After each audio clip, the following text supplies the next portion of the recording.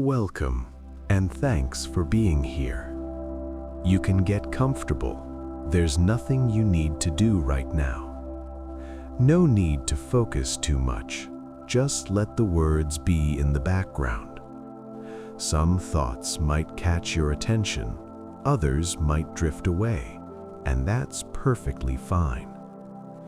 If you enjoy this kind of calm space, you can leave a like to support the channel and subscribe if you'd like to come back again.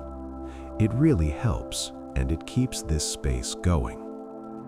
For now, just take it easy. Let the sound settle, let the day fade a little, and allow yourself to rest. The way the mind constructs time begins with a simple fact. The brain does not directly perceive time as an external object. There is no physical sense organ for time in the way there is for light or sound. Instead, the brain builds a sense of time by tracking change. Whenever something changes, neurons register differences. A sound begins and ends. A light appears and fades. A thought arises and dissolves. These transitions create sequences. From sequences, the brain infers duration. From duration, the brain builds time. This means that subjective time is not a flowing substance. It is a mental model based on ordered events. The brain continuously compares current input with recent memory. When differences are detected, a sense of movement through experience emerges. If nothing changed at all, there would be no experience of time. Everything would feel frozen. Even the feeling of being frozen would require contrast with a previous state. This suggests that time, as experienced, is inseparable from change. The mind does not measure time directly. It measures patterns of change and labels them as time. Memory plays a central role in this construction. The brain keeps short traces of what just happened. These traces allow comparison between now and a moment ago. Without memory, there would be only a single timeless moment. Each new sensation would appear without context. The brain stitches moments together using memory. This stitching creates continuity. Continuity creates the impression of a flowing present. The present moment, as experienced, is not an instant. It is a small window containing a blend of recent past, current input, and near future expectation. This window is sometimes called the psychological present. Within this window, the brain integrates information and maintains a coherent scene. The sense of now emerges from this integration. Past and future are also mental constructions. The past is reconstructed from stored memory patterns. The future is simulated using prediction mechanisms. Both are accessed in the present moment. This means that all experience of time happens now. The brain moves between memory and prediction so smoothly that it feels like traveling along a timeline. In reality, the brain remains in the present while continuously updating internal models. The feeling of time passing is therefore a feeling of continuous updating. When updates happen slowly, time feels slow. When many changes occur quickly, time feels fast. This explains why time seems to speed up during busy periods and slow down during boredom. The external clock may tick at a constant rate, but the brain's change detection rate varies. The mind's time is elastic. It stretches and compresses based on internal activity. From this perspective, time as we experience it is not a property of the universe entering the brain. It is a model created by the brain to organize change. The mind does not discover time, it constructs time. The brain's internal clock is not a single structure. It is a distributed process involving many networks that track different kinds of change. Some networks monitor physical rhythms in the body. such as heartbeats, breathing, and hormonal cycles. Other networks monitor sensory changes, such as movement, sound, and light. Still others track internal events, such as thoughts, emotions, and decisions. Together, these signals form a layered timing system. The brain integrates these layers into a unified sense of duration. This integration does not produce exact measurements. It produces rough estimates. The brain is more concerned with order and relevance than with precise seconds. When something happened matters more than exactly how long it lasted. This explains why people are often poor at estimating time without external clocks. The brain did not evolve to count seconds. It evolved to detect sequences and anticipate outcomes. Biological rhythms contribute strongly to this sense of timing. Many processes in the body follow regular cycles. Sleep and wakefulness, hunger and digestion, hormone release, and temperature regulation all follow predictable patterns. The brain uses these rhythms as background reference points. They provide a sense of pacing. When these rhythms are stable, time feels consistent. When they are disrupted, time perception can feel strange. Lack of sleep, illness, or stress can make time feel distorted. Memory density also influences perceived duration. Periods filled with many memorable events feel longer in hindsight. Periods with little variation feel shorter. This is because memory stores change, not empty continuity. When looking back, the brain judges duration based on how much happened. This shows again that time perception is tied to content rather than clock units. Anticipation shapes time as well. When waiting for something, the brain repeatedly checks for expected change. Each check highlights the absence of the desired event. This repeated monitoring makes time feel slow. When deeply engaged, attention is focused elsewhere. The brain does fewer time checks. Time feels fast. These effects arise from attentional allocation, not from changes in objective time. The internal clock is therefore dynamic. It adjusts based on physiological state, memory formation, and attention. The brain does not read time from the universe. It infers time from patterns inside itself. Memory is the backbone of the mind's sense of time. Without memory, there would be no before and after. Each experience would arise and vanish without connection. The brain maintains short-term memory buffers that hold recent moments. These buffers allow comparison. The brain can detect that something has changed because it retains a trace of what came just before. This comparison creates temporal order. Long-term memory extends this ordering across larger spans. It stores patterns of past experience that can be reactivated. When a memory is recalled, the brain reconstructs a past scene. This reconstruction happens in the present. The feeling of remembering is the feeling of the brain recreating an earlier pattern. The brain does not travel backward in time, it rebuilds a representation. Because the reconstruction can be vivid, it feels like accessing the past. But the past itself does not reappear, only a model does. This distinction is subtle but important. The mind's timeline exists as stored models, not as direct access to earlier moments. The future is built in a similar way. The brain constantly predicts what is likely to happen next. These predictions are based on past patterns. When imagining a future event, the brain assembles elements from memory into a possible scenario. This assembly also happens in the present. Remembering and imagining use overlapping neural systems. Both are forms of simulation. The difference lies in orientation, not in mechanism. Because both past and future are constructed through simulation, they feel accessible. The mind moves between these simulations so fluidly that it feels like traveling along a temporal axis.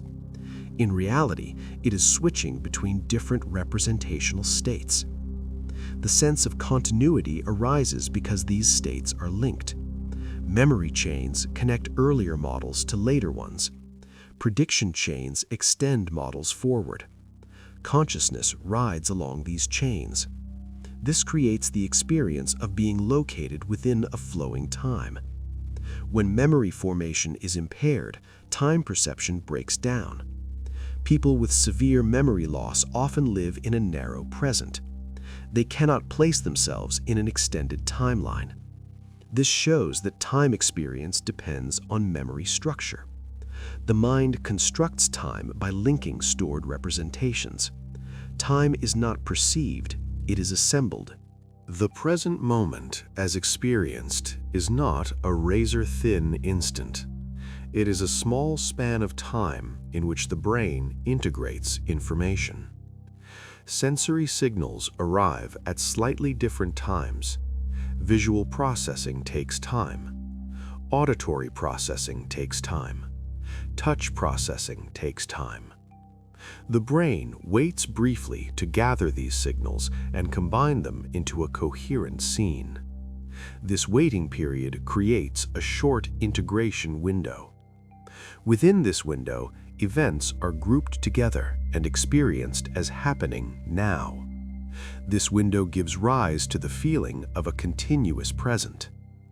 If the brain attempted to treat each signal separately, experience would be fragmented. Instead, it smooths input over short intervals. This smoothing creates stability. The cost of this stability is that the present moment is always slightly delayed relative to physical events.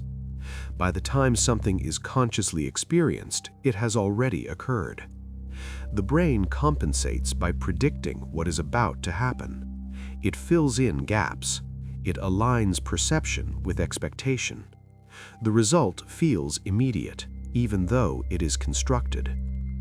This blending of recent past, current input, and near-future prediction forms the psychological present. Within this present, time feels like it is flowing. In reality, the brain is continuously updating its model. Each update replaces the previous one. The sense of flow emerges from replacement, not from movement through a substance called time. When attention is high, updates are noticed more. Time feels slower. When attention is absorbed, updates pass unnoticed. Time feels faster. The present moment stretches or compresses depending on processing load. Meditation practices sometimes reveal this construction.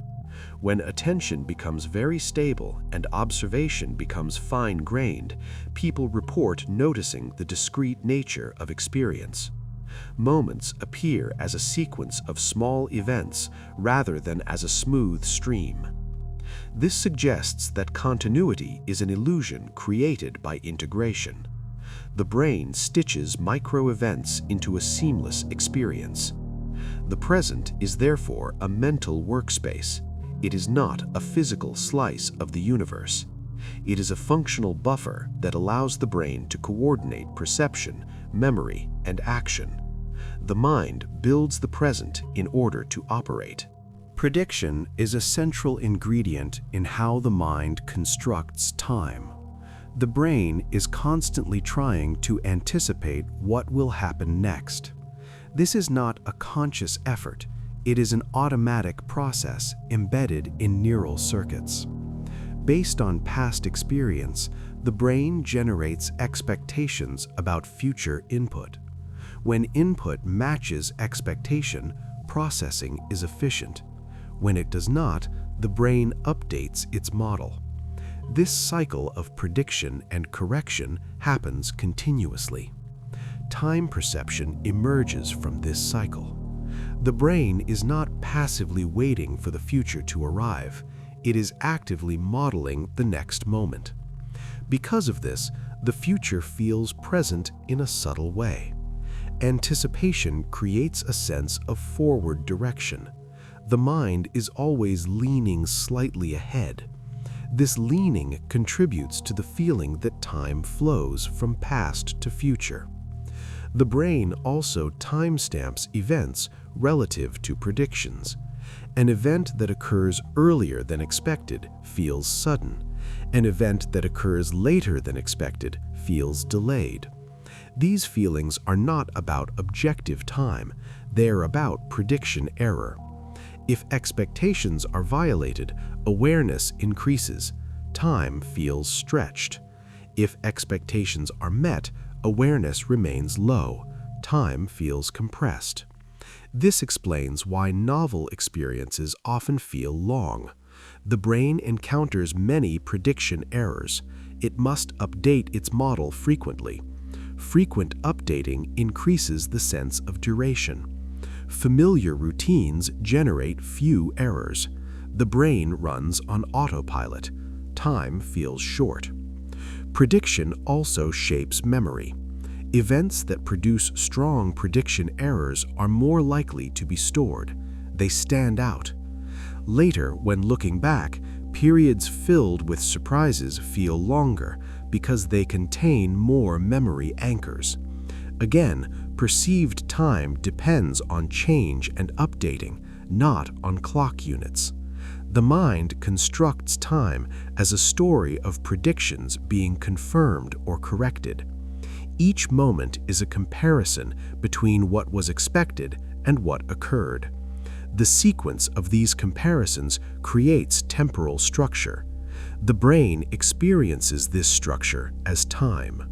Emotion influences how time is constructed and experienced. Emotional arousal changes how much information the brain processes and how intensely it processes it. When emotion is high, attention narrows and becomes focused on the source of emotion. At the same time, memory encoding often increases. More details are stored. This combination makes moments feel dense. During highly emotional situations, time often feels slow. The brain is recording many changes. Each change contributes to perceived duration. In calm or neutral states, fewer details are encoded. Attention is relaxed. Fewer internal updates occur. Time feels faster. This does not mean that clocks run differently. It means the brain's sampling of experience changes. Fear provides a clear example. In threatening situations, people often report that time slows down. The brain increases processing speed. Sensory input is prioritized. Predictions update rapidly. This creates the impression of expanded time. The external world has not changed. The internal rate of change detection has increased. Positive emotions can produce different distortions. States of enjoyment or absorption can make time pass quickly. Attention is fully engaged but not monitoring time. Prediction errors are low. The brain flows smoothly from moment to moment. Later, looking back, the period may feel short because few memory anchors were created. Emotion also influences how the past is remembered. Emotional memories are often recalled more vividly. Vividness can create the impression that an event lasted longer than it did. This shows again that duration is inferred from memory content, not measured directly. The mind constructs time using emotional weighting. Some moments are expanded, others are compressed. There is no single internal clock speed. The brain adjusts its temporal resolution based on emotional significance. Time experience is therefore personal. Two people in the same situation may experience time differently because their emotional responses differ. The mind builds time through meaning as much as through change. Attention shapes time by controlling which changes are noticed. The brain is constantly flooded with information, both from the outside world and from internal thought. Only a small portion of this information reaches awareness. Attention selects what becomes conscious. When attention is focused on time itself, such as when waiting, the brain repeatedly checks for change. Each check highlights the absence of the expected event. This repeated monitoring increases awareness of passing moments. Time feels slow. When attention is focused on a task, fewer checks occur. The brain is occupied with content rather than duration. Time feels fast. This effect does not require clocks. It arises from attentional allocation. Attention also affects memory formation. Events that receive attention are more likely to be stored. Later, when reflecting on a period, the brain estimates duration based on how many memories are present. A day filled with varied activities feels long in hindsight. A day filled with repetitive routine feels short. During the day itself, the experience may be reversed. Busy days feel fast while happening, but long afterward. Quiet days feel slow while happening, but short afterward. This apparent contradiction is resolved by recognizing two different time constructions. One occurs in real time based on attention. The other occurs in memory based on stored content. Both are constructions. Neither directly reflects objective time. Attention can also stretch the present moment. When deeply observing a sensation, the integration window seems larger. Subtle changes become noticeable. Experience feels richer. This can create a sense of slowed time. When attention is diffuse, changes blur together. Experience feels thin. Time feels faster.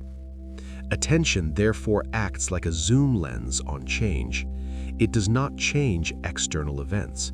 It changes how finely the brain samples them. The mind's time emerges from this sampling process. Habit compresses time. When actions are repeated frequently, the brain becomes efficient at processing them. Neural pathways become well-tuned. Fewer resources are required. Prediction becomes accurate. Little updating is needed. As a result, awareness of individual steps decreases. The experience feels smooth and continuous. Time seems to pass quickly. Novelty expands time. When encountering new situations, the brain must build new models. Prediction errors are frequent. Attention increases. More details are encoded. Experience feels dense. Time seems to slow. Over repeated exposure, novelty fades.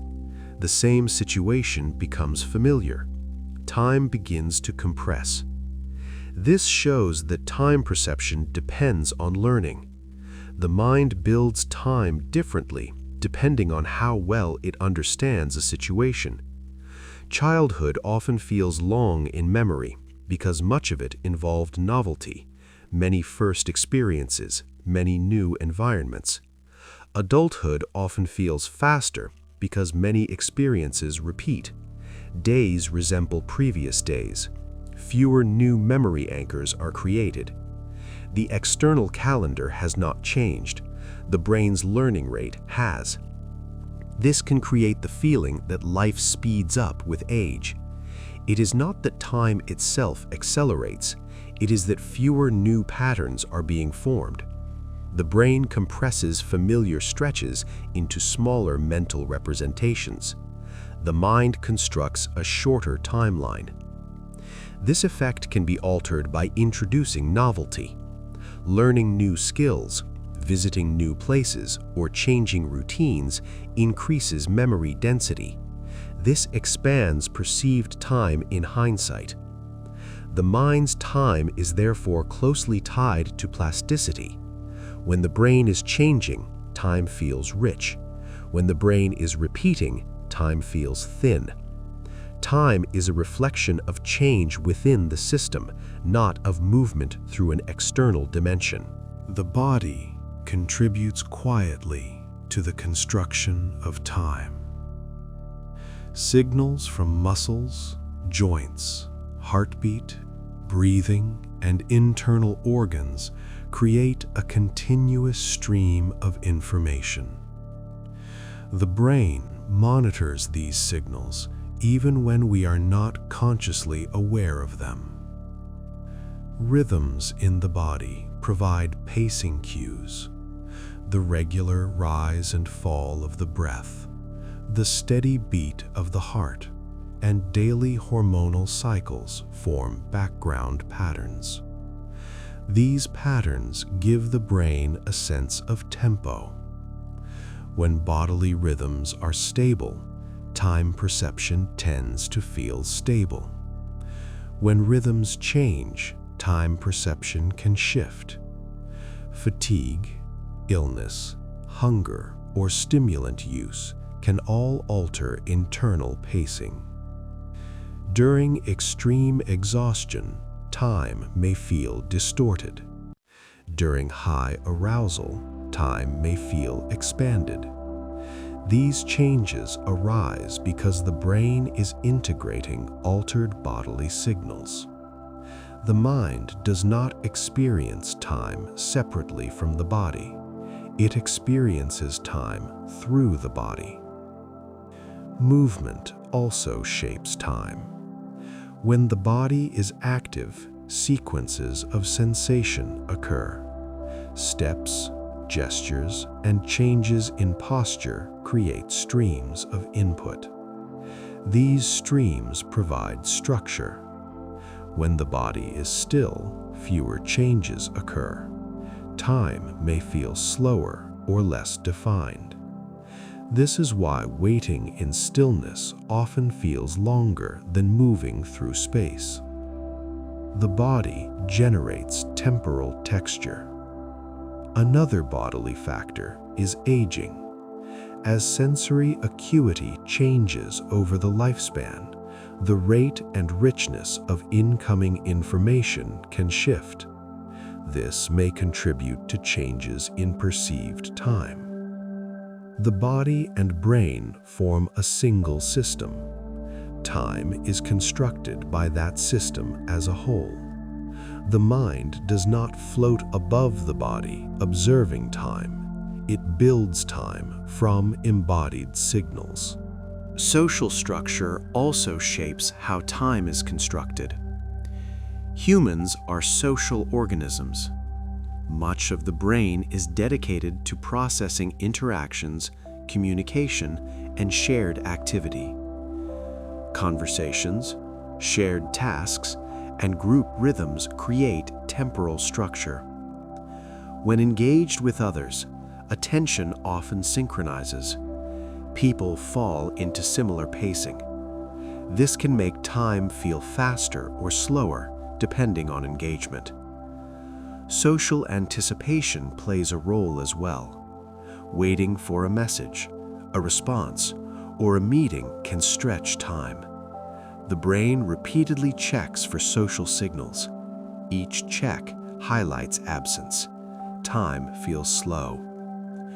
During meaningful interaction, attention is absorbed. Time feels fast.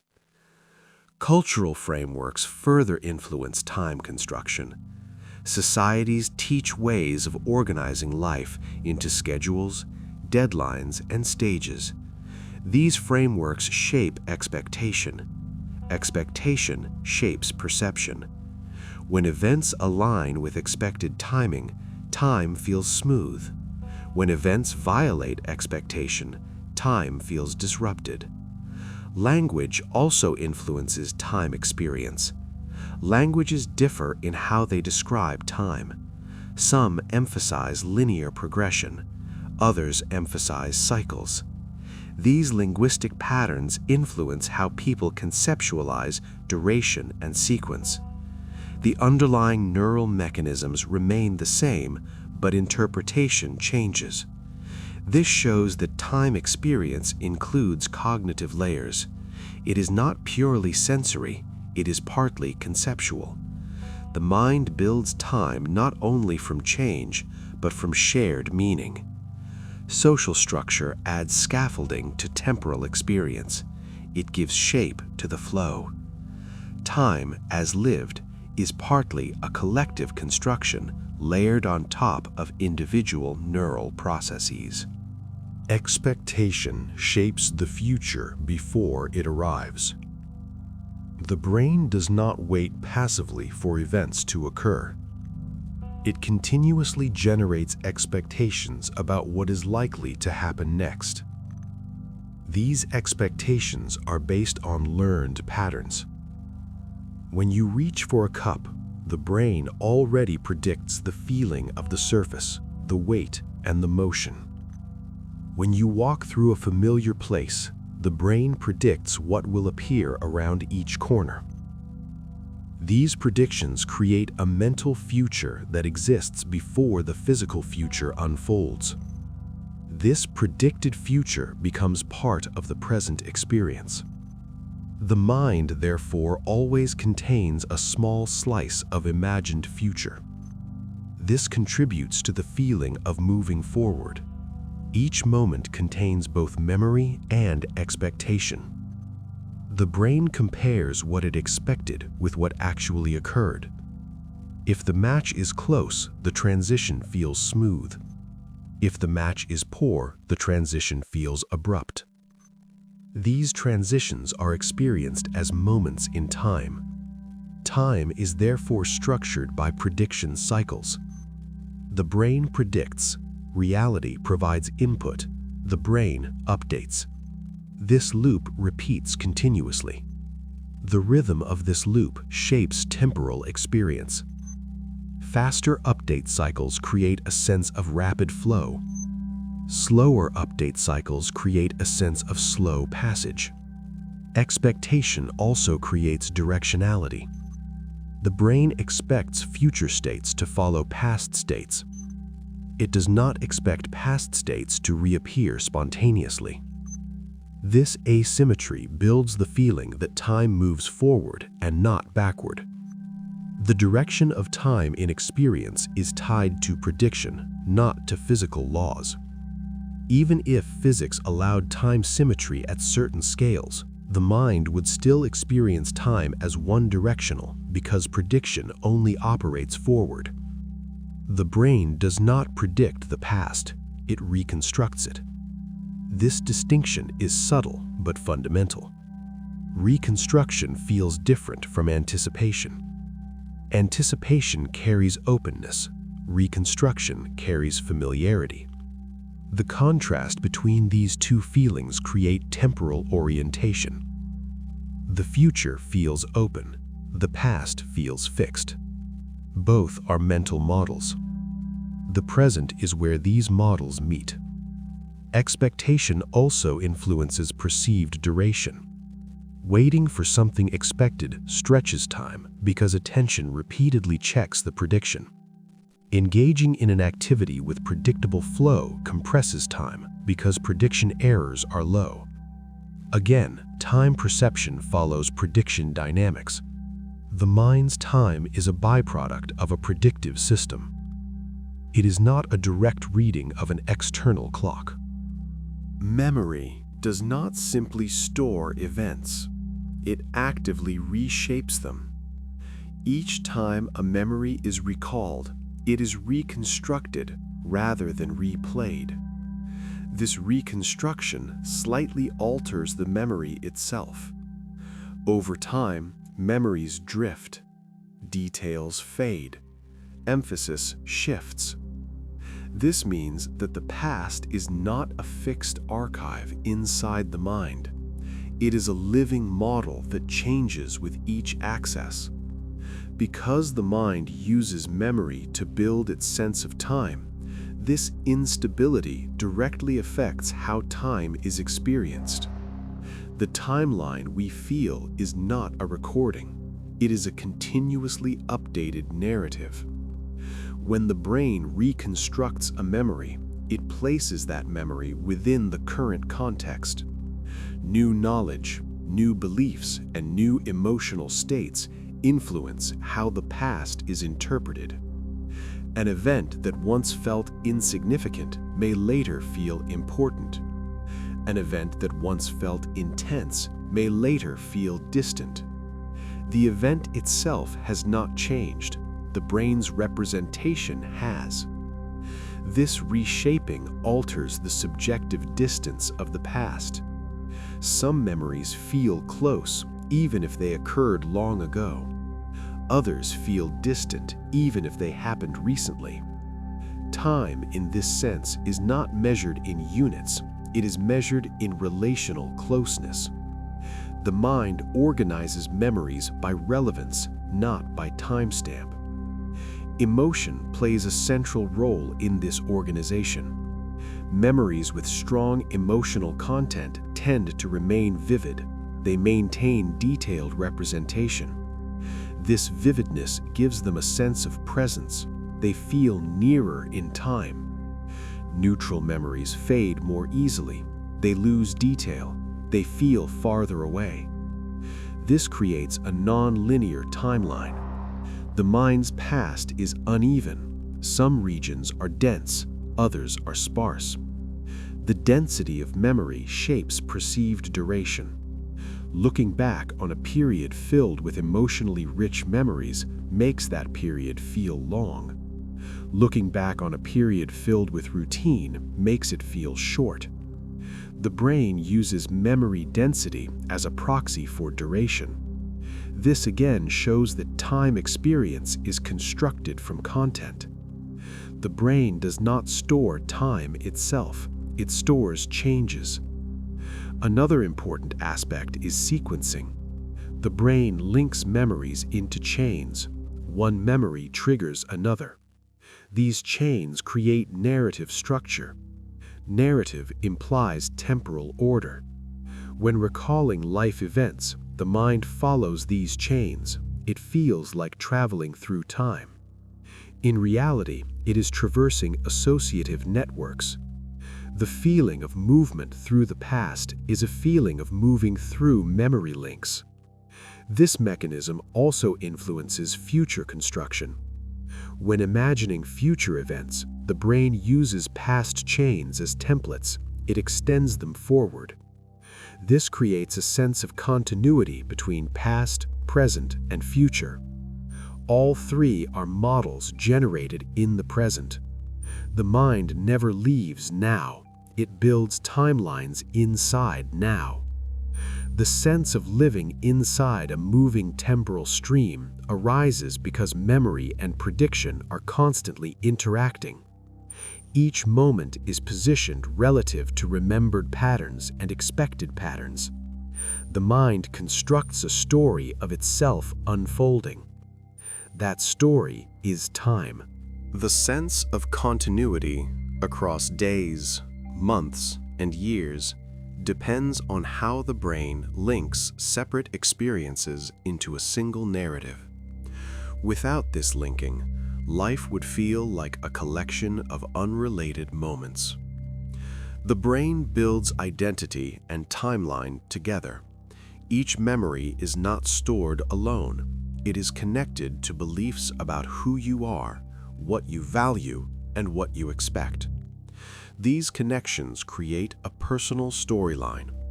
The storyline gives structure to time. When you think about your past, you do not usually recall random, isolated images. You recall sequences. You recall chapters. Childhood, school years, relationships, changes, and transitions. These chapters are mental constructions. They are not inherent in physical time. They are created by the brain as organizational tools. The brain groups experiences into meaningful clusters. Each cluster becomes a segment of personal time. The boundaries between these segments are often defined by change. Moving to a new place, starting a new role, or undergoing a major emotional shift creates a new chapter. The brain marks these boundaries because change is salient. These markers make time feel structured. Without them, experience would blur. This narrative construction influences how long periods feel. Periods with clear chapters feel longer in memory because they contain distinct segments. Periods without major change feel shorter because they compress into a single cluster. The brain's timeline is therefore hierarchical. Small events exist inside larger chapters. Chapters exist inside a life story. All of this is built from memory organization. The physical passage of time is not labeled into chapters by the universe. The mind labels it. Identity reinforces this structure. The sense of being the same person across time binds memories together. This binding creates continuity. When identity feels stable, time feels coherent.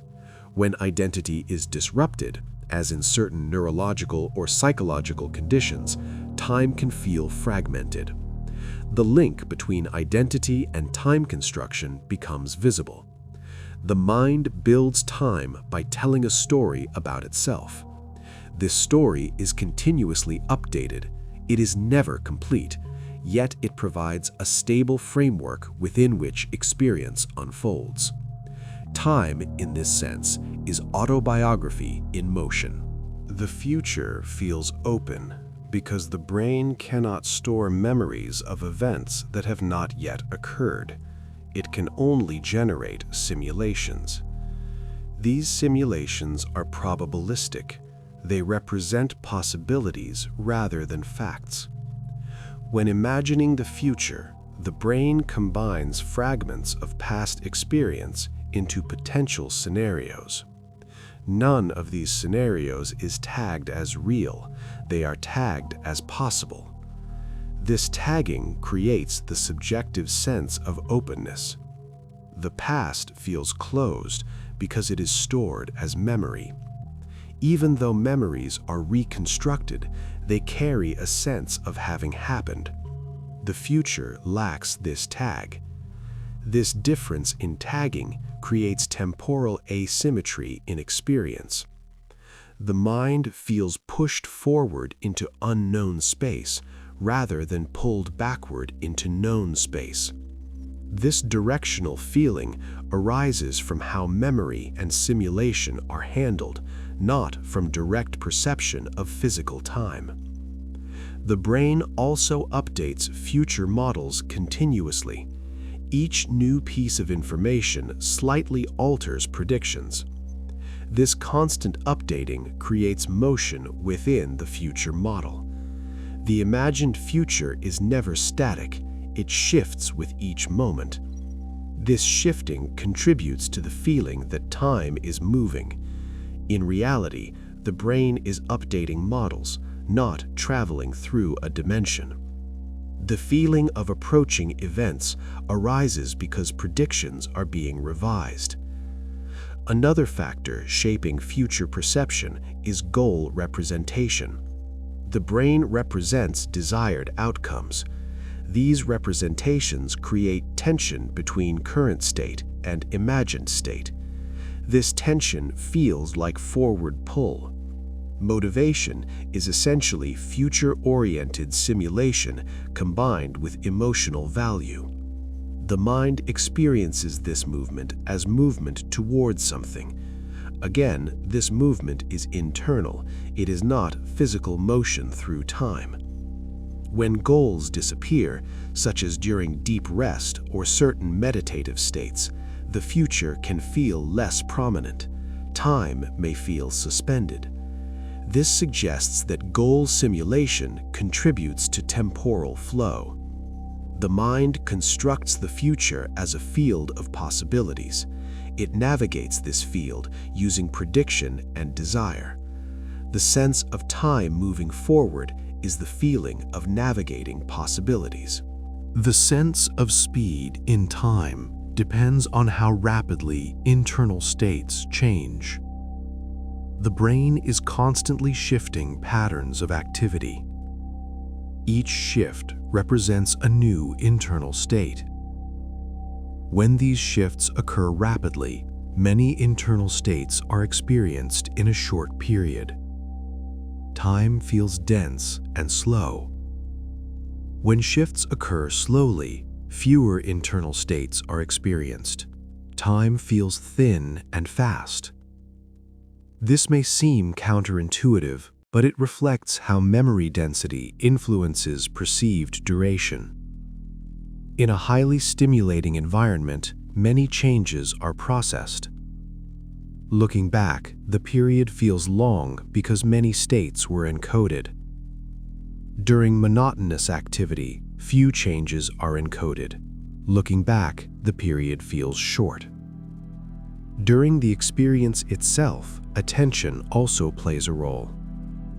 High engagement reduces monitoring of time. Time feels fast. Low engagement increases monitoring. Time feels slow. These two perspectives operate simultaneously. Real-time perception and retrospective judgment can differ. Both are constructions. Neither directly measures physical time. Another factor influencing speed perception is cognitive load. When the brain is working hard, processing many streams of information, internal state changes increase. This can stretch time. When processing load is light, changes decrease. Time compresses. Fatigue can slow processing. When processing slows, fewer internal updates occur. Time may feel fast or blurry. Stimulants can increase processing speed. More updates occur. Time may feel slower or more detailed. These effects demonstrate that time experience depends on neural dynamics. The brain's clock is not a ticking mechanism. It is an emergent property of network activity. Speed of time is speed of change inside the system. The mind does not ride a river of time. It generates a sequence of states. The perceived rate of this sequence is what we call time speed. The sense of order in time arises from causal modeling. The brain constantly infers cause and effect. When one event reliably follows another, the brain links them. This linking creates directionality. Causes are placed before effects. Effects are placed after causes. This ordering becomes temporal order. The brain does not need an external timeline to establish this. It builds order from relationships. If a sound consistently follows a movement, the movement is treated as earlier. If a light consistently precedes a feeling, the light is treated as earlier. These learned contingencies form a web of temporal relations. Over time, this web stabilizes into a general sense of before and after. Memory stores these relations. Prediction uses them. Together, memory and prediction reinforce directionality. The brain expects causes to precede effects. When this expectation is violated, confusion arises. This shows that temporal order is deeply tied to causal expectation. The physical universe may have its own temporal structure, but the mind's time is built from causal models. Another contributor is irreversibility in everyday experience. Many processes appear irreversible. Spilled water does not spontaneously return to a glass. Broken objects do not reassemble. These regularities teach the brain that certain sequences only run one way. This strengthens the feeling of forward time. The brain encodes these patterns and uses them to guide expectation. Even without understanding physics, the mind learns that the world behaves asymmetrically. This learned asymmetry becomes psychological time's arrow. It is important to note that this arrow is a model. It reflects statistical regularities in experience, not direct access to cosmic time. The mind constructs order from observed regularity. Time feels ordered because the brain expects order. The mind's timeline is therefore a causal map. It is a map of relationships, not a ruler. The feeling that the past cannot be changed arises from how memory is stored and accessed. Once an event has been encoded, it becomes part of the brain's memory network. Later experiences can modify how the memory is interpreted, but the brain does not store alternative versions of the same event as equally real. It stores a dominant representation. This dominant representation becomes the reference point for future reconstructions. When recalling the past, the brain accesses this reference point. Because the brain cannot access a version where the event did not occur, the past feels fixed. This fixity is a feature of memory architecture, not a direct perception of objective history. The future feels changeable because it exists only as simulation. Simulations can be altered easily. The brain can generate many possible futures. None of them carry the tag of having happened. This difference in tagging creates the sense that the past is solid and the future is fluid. Another factor contributing to fixity is narrative coherence. The brain builds a consistent life story. Changing past events would disrupt this story. The brain therefore favors interpretations that preserve coherence. Memories may be reinterpreted, but core facts are usually maintained. This supports a stable identity. The feeling of an unchangeable past is therefore linked to the need for a coherent self-model. The mind constructs a stable timeline to support continuity of identity. From a neural perspective, the past is a pattern that has been consolidated. The future is a pattern that has not yet been consolidated. Consolidated patterns feel real. Unconsolidated patterns feel hypothetical. This difference generates temporal asymmetry. The mind experiences time as moving from hypothetical to consolidated, from possibility to memory. This is the psychological arrow of time. The sense that the present is special arises because all mental operations occur there. Memory recall happens in the present. Future simulation happens in the present. Sensory perception happens in the present. The present is not a moving point traveling through time, it is a processing state. The brain is always in this state. It continuously updates its internal model. Each update replaces the previous one. The feeling of now is the feeling of the current model. The brain does not store multiple presents, it stores a succession of models. Consciousness experiences these models as a stream. The present feels central because it is the only state that is directly experienced. The past is experienced as memory. The future is experienced as imagination. Both are accessed from the present. This gives the present a privileged status in experience. It feels like the location of awareness. From a physical standpoint, there may not be a universal present. Different observers may define simultaneity differently. But the mind does not access physical space-time directly. It accesses its own internal states. The psychological present is a construction that allows coordination of perception and action. It provides a workspace where information can be integrated. Without such a workspace, behavior would be disorganized. The present is therefore a functional invention. It exists because the brain needs a staging area for computation. The sense of time flowing past the present arises because successive processing states are compared. The brain notices that its internal model has changed. It labels this change as time passing. In reality, only states are changing. The present is not moving. The model is updating.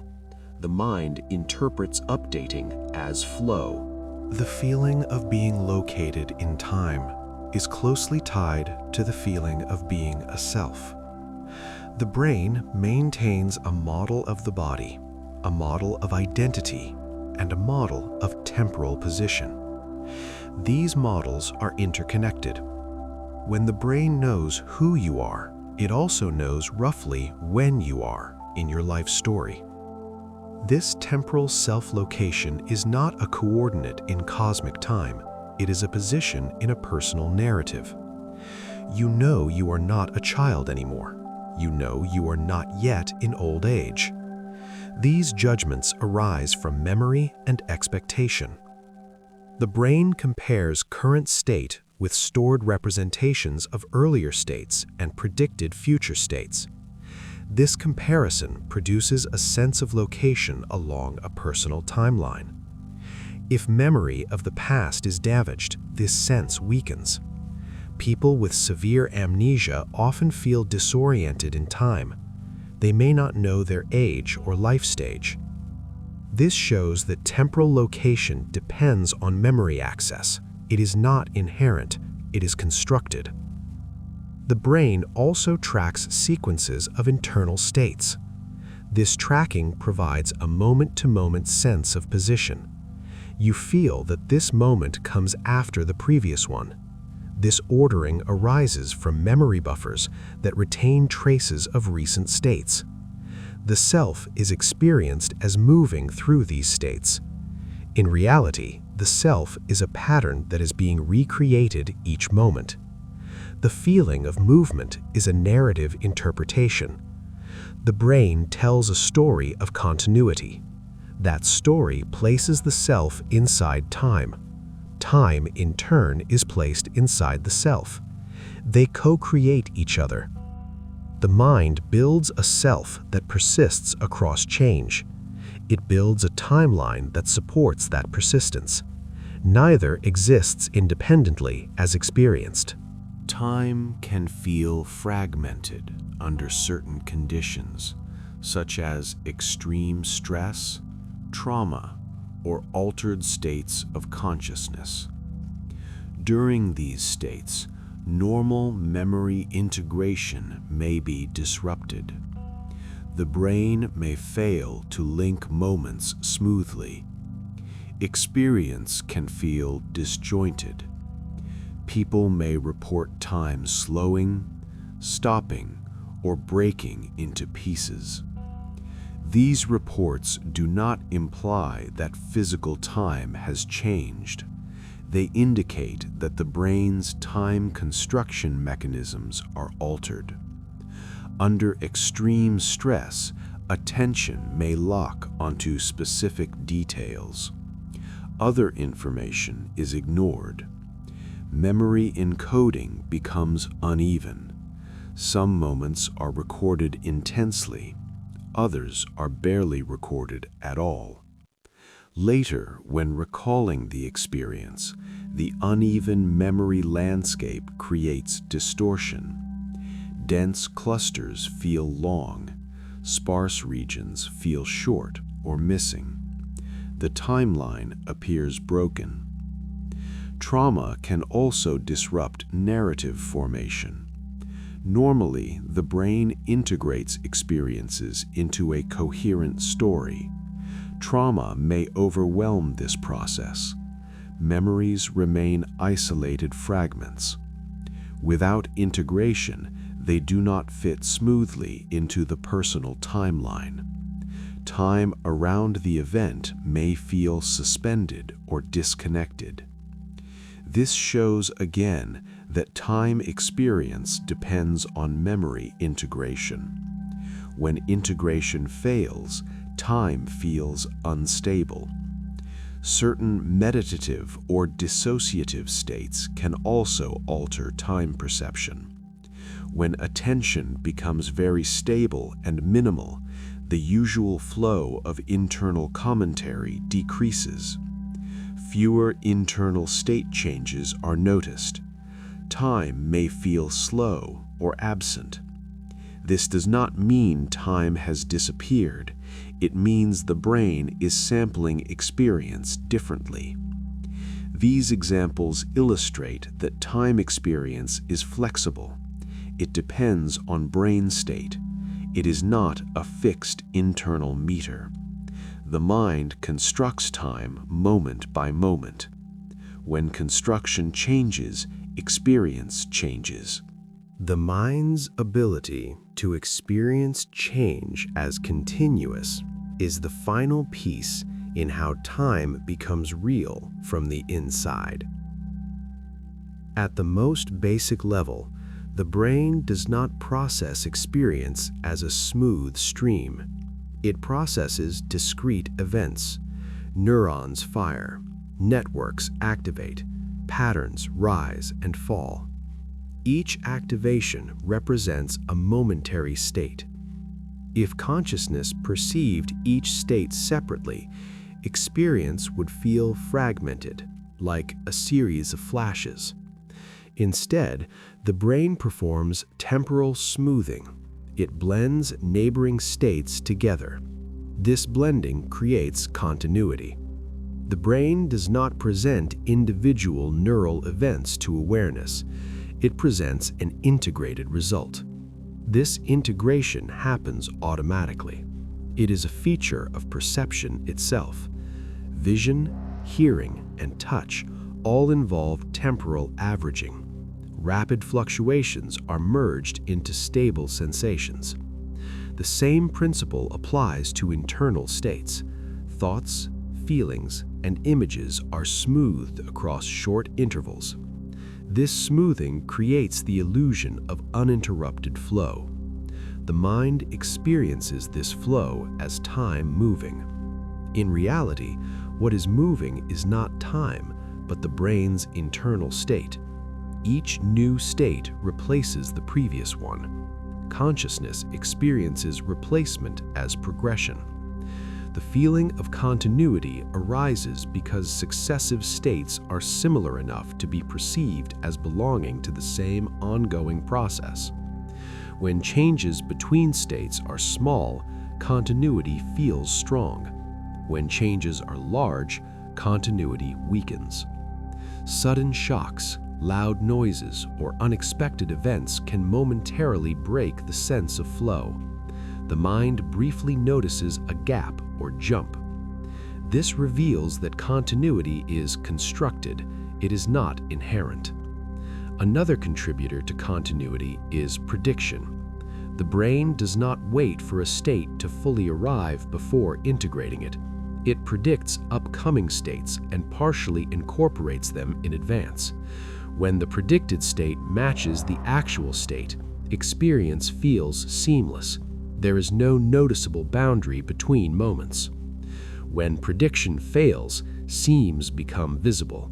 Experience feels jarring. These seams are experienced as sudden moments. Over time, the brain learns typical transition patterns.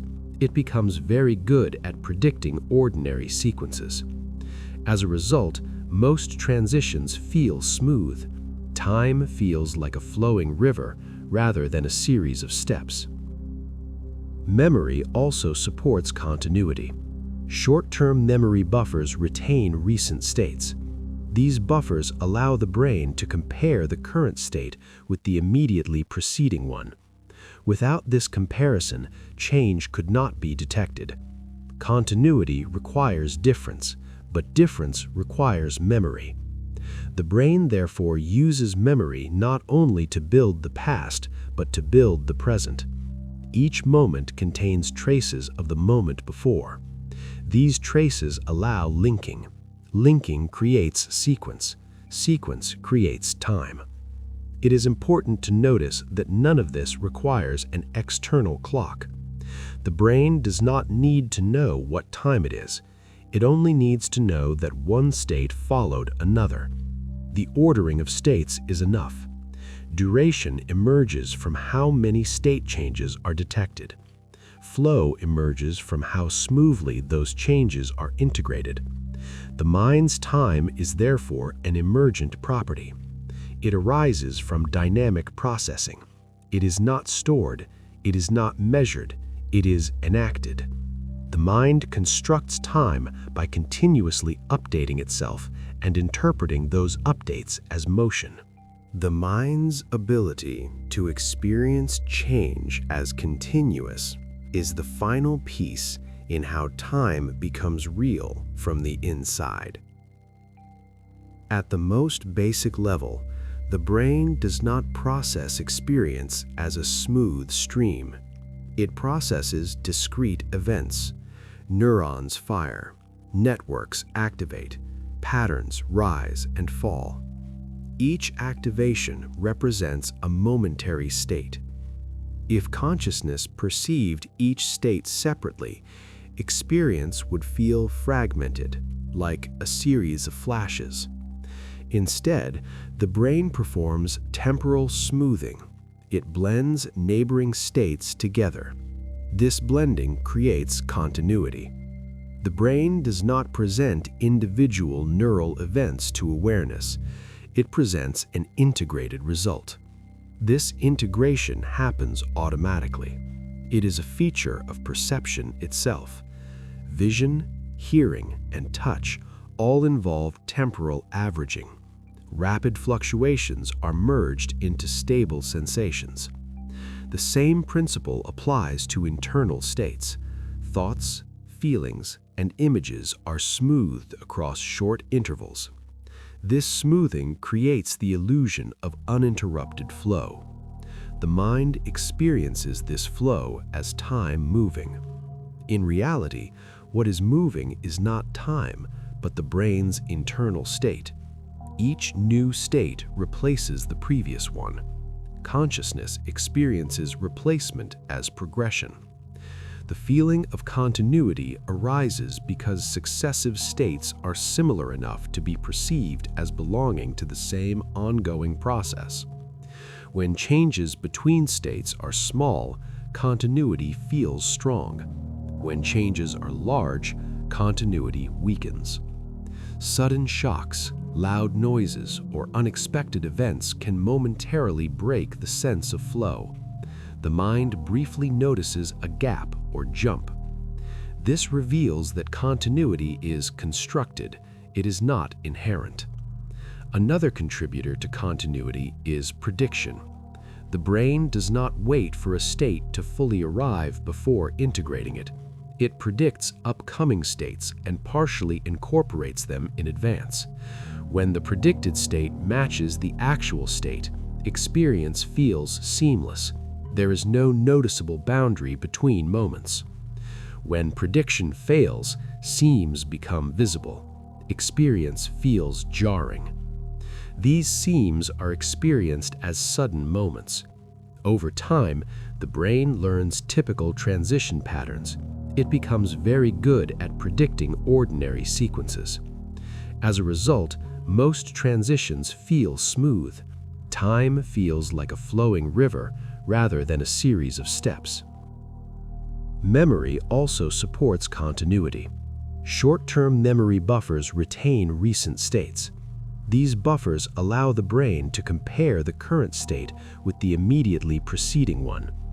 Without this comparison, change could not be detected. Continuity requires difference, but difference requires memory. The brain therefore uses memory not only to build the past, but to build the present. Each moment contains traces of the moment before. These traces allow linking. Linking creates sequence. Sequence creates time. It is important to notice that none of this requires an external clock.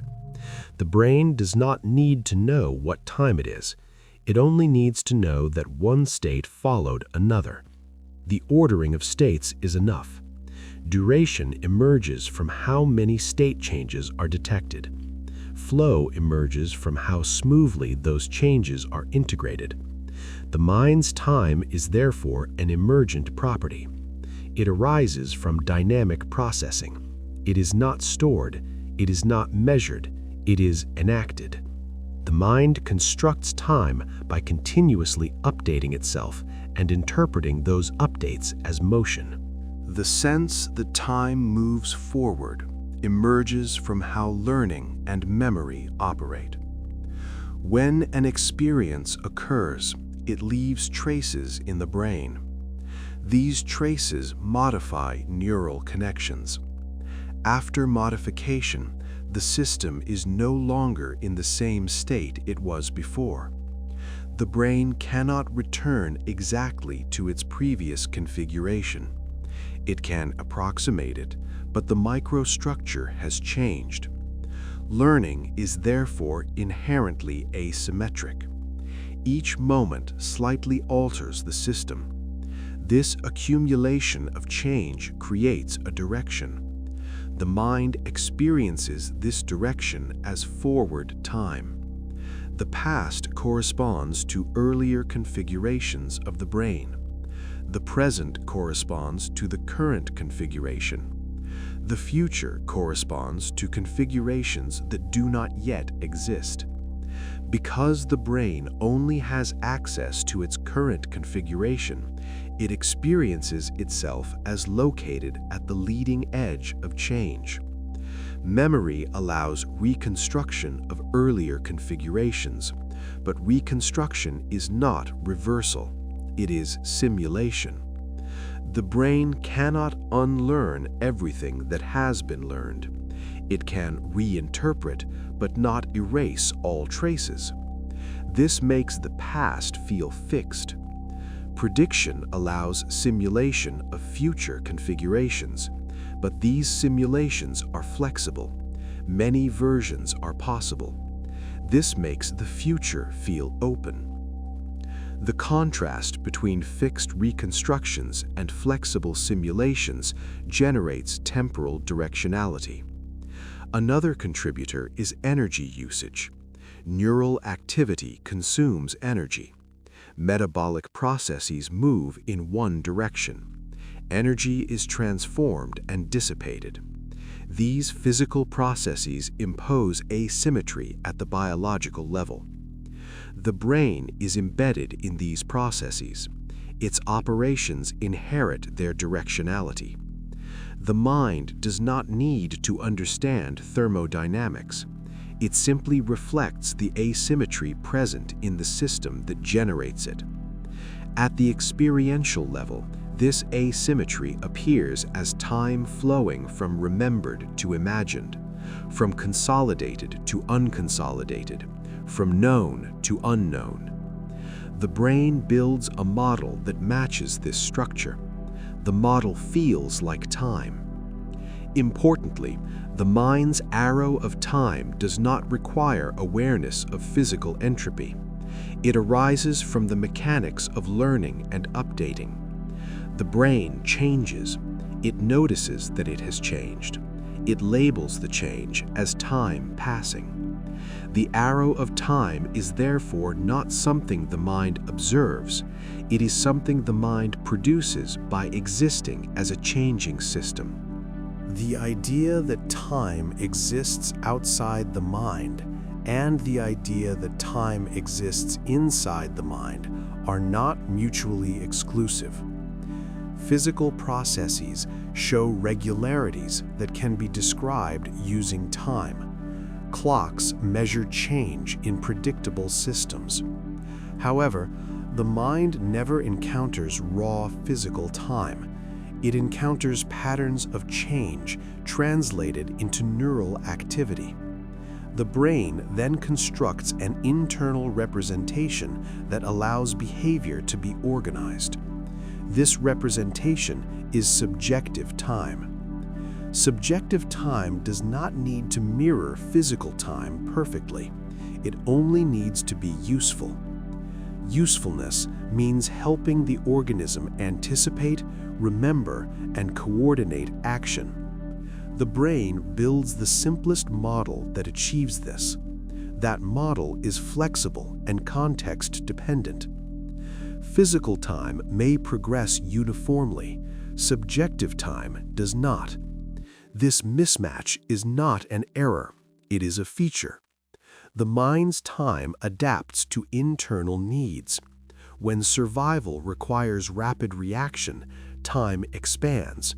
When efficiency requires smooth flow, time compresses.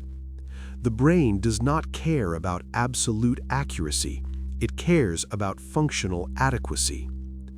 Another important point is that physical time is inferred indirectly. We infer it from regularities. We build instruments that track cycles. We then agree on units. The mind's experience of time is not based on these instruments. It is based on internal change detection. Even when looking at a clock, the brain must interpret visual change and compare memory states. The experience of seconds passing is still constructed internally. This means that even objective time enters awareness through subjective processing. There is no direct channel from cosmic time to consciousness. All time we know is time we model. This does not mean physical time is an illusion. It means experience of time is a model. The mind lives inside its model. This model is anchored to physical processes, but it is not identical to them. Understanding this distinction helps explain why time feels different in different circumstances. The model adapts, the underlying physics continues. The mind's time is a tool, not a mirror. The brain does not store a single unified timeline. It stores many overlapping timelines. One timeline relates to bodily rhythms. Another relates to memory sequences. Another relates to goals and plans. Another relates to social schedules. These timelines interact. Sometimes they align. Sometimes they conflict. When they align, time feels coherent. When they conflict, time can feel distorted. For example, the body may feel tired while the mind feels alert. The body's timeline suggests rest. The cognitive timeline suggests activity. This mismatch can create a strange sense of time dragging or feeling out of sync. Similarly, when deeply engaged in a task, the goal timeline dominates. Bodily signals and clock awareness recede. Time feels fast. When disengaged, bodily discomfort or anticipation may dominate. Time feels slow. The brain integrates these multiple temporal signals into a single experience. The integration is not perfect. It is a compromise. The resulting time experience reflects the strongest signals at the moment. This explains why time perception fluctuates. There is no single internal clock. There is a negotiation between systems. Memory timeline contributes structure across longer spans. It organizes life into chapters. Goal timeline contributes direction. It points toward desired states. Bodily timeline contributes pacing. It reflects energy cycles. Social timeline contributes expectation. It reflects shared rhythms. The mind weaves these strands together. Time as experienced is the woven pattern. This pattern changes depending on context. The mind constructs time dynamically rather than reading it from a fixed source. Understanding this helps dissolve the idea that time is a single thing inside the mind. It is a composite. It is an emergent synthesis of many signals.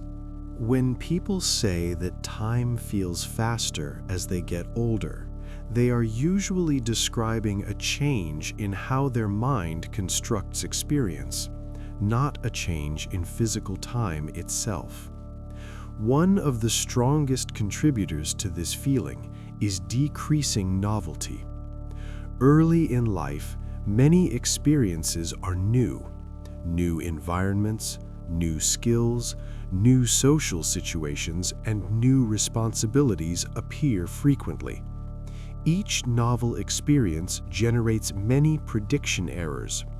The brain must update its internal models repeatedly. This creates dense memory encoding. When looking back, childhood contains many distinct memory anchors. Because memory density is high, childhood feels long. As life becomes more routine, fewer experiences require large model updates. Days begin to resemble each other. The brain operates more efficiently. Prediction becomes accurate. Fewer details are encoded. When looking back, large spans compress into fewer memory anchors.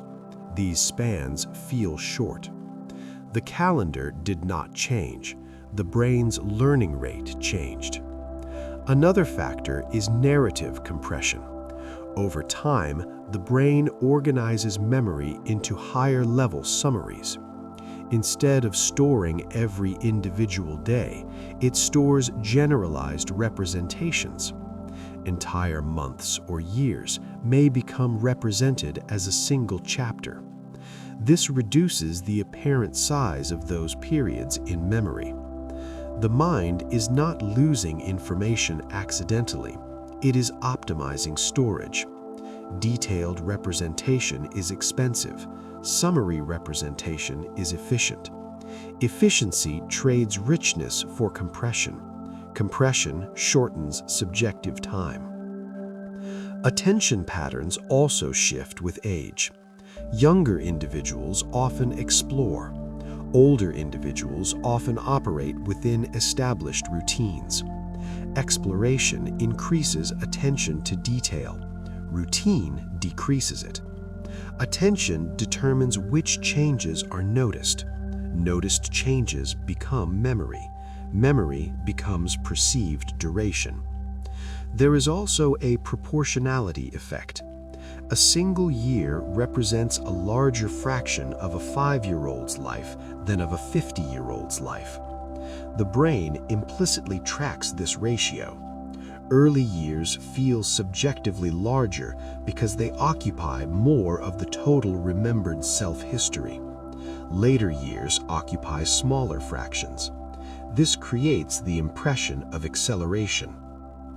Importantly, this does not mean time truly speeds up. It means the mind compresses later periods more aggressively. The mind's time is adaptive. It prioritizes relevance over completeness. If novelty is reintroduced later in life, time can expand again in memory. Learning a new skill, entering a new environment, or changing routine increases memory density. The subjective timeline stretches. This demonstrates again that time experience is constructed from change and learning. The sense of speeding time reflects changing internal dynamics, not external acceleration. The sense of order in time arises from causal modeling. The brain constantly infers cause and effect. When one event reliably follows another, the brain links them. This linking creates directionality. Causes are placed before effects. Effects are placed after causes. This ordering becomes temporal order. The brain does not need an external timeline to establish this. It builds order from relationships. If a sound consistently follows a movement, the movement is treated as earlier. If a light consistently precedes a feeling, the light is treated as earlier. These learned contingencies form a web of temporal relations. Over time, this web stabilizes into a general sense of before and after. Memory stores these relations. Prediction uses them. Together, memory and prediction reinforce directionality. The brain expects causes to precede effects. When this expectation is violated, confusion arises.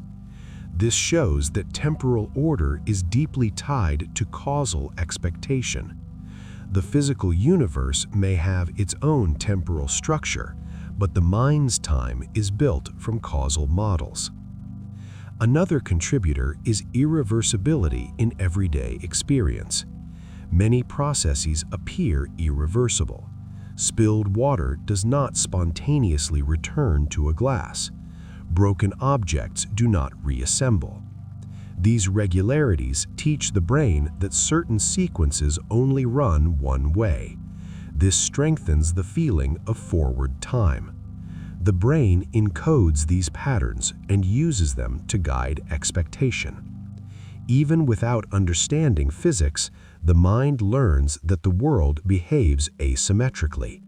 This learned asymmetry becomes psychological time's arrow.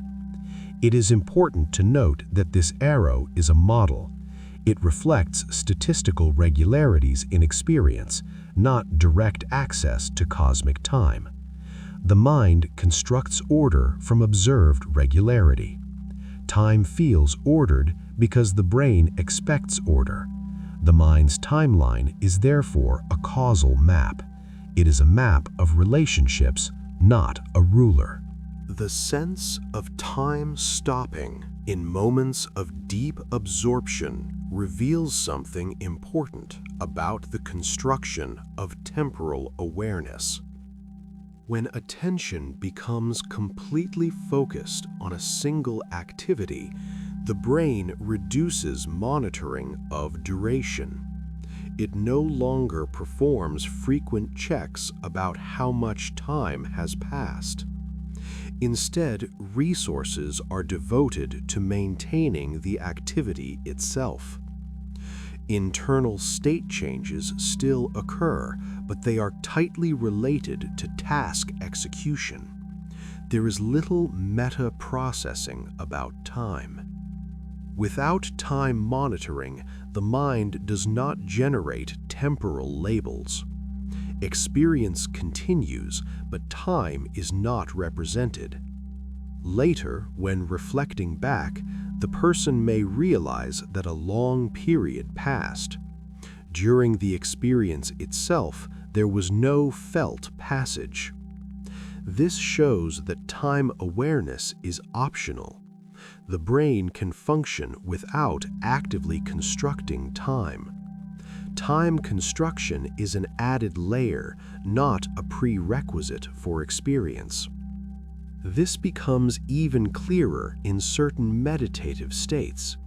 When attention stabilizes and internal commentary quiets, fewer conceptual labels are generated. Without labels, experience becomes simple sensation and awareness. Time concepts fade. This does not mean physical processes stop. It means the brain stops building temporal narrative. The mind is present without timeline. This supports the idea that time is a cognitive overlay. It is added when needed, removed when not needed. The default mode of the brain includes time construction because it supports planning, memory, and coordination. But the brain can temporarily suspend this construction. When it does, experience feels timeless. Importantly, timelessness does not require mystical interpretation. It arises naturally from attentional dynamics. The brain stops referencing memory and prediction.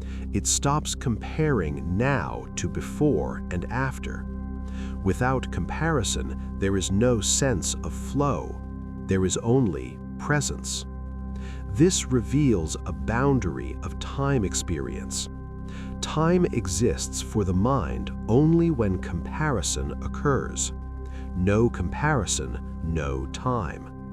This again points to time as a product of cognitive operations rather than a fundamental sensation.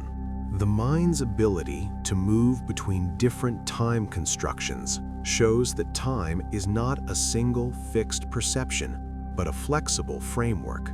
At some moments, the brain emphasizes duration. At other moments, it emphasizes sequence.